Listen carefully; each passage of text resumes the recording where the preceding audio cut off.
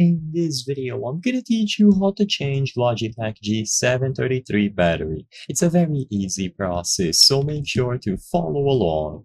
You can actually fully replace the battery on your G733, so if it no longer accepts a charge or you just want to replace it for a better one, you will be able to do it easily.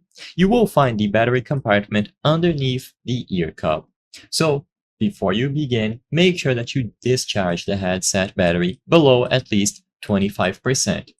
A charged lithium-ion battery can catch fire or explode if it is accidentally punctured. So, to play it safe, always discharge the headset if possible. So all that you have to do afterwards is to gently pull the right ear pad off, starting from the top. So pull it from the corner and then bring it back.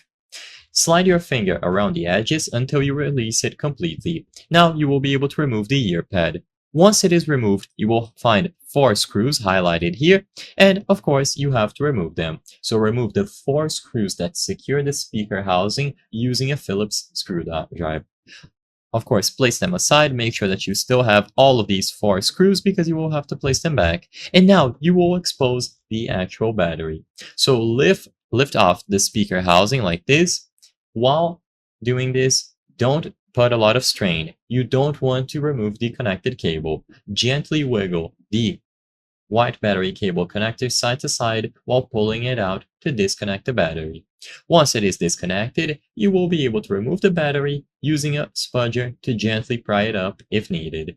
You can reapply the adhesive on the new battery if needed, and you will be able to replace it. For this video, I'm not going to give you too much detail on the specs that you need to replace this battery, but by looking for a specific battery for your G733, you will be able to find the correct one. I hope I was able to help you on how to change Logitech G733 battery. If this video helped you, please be sure to leave a like and subscribe for more very easy tips. Thank you for watching.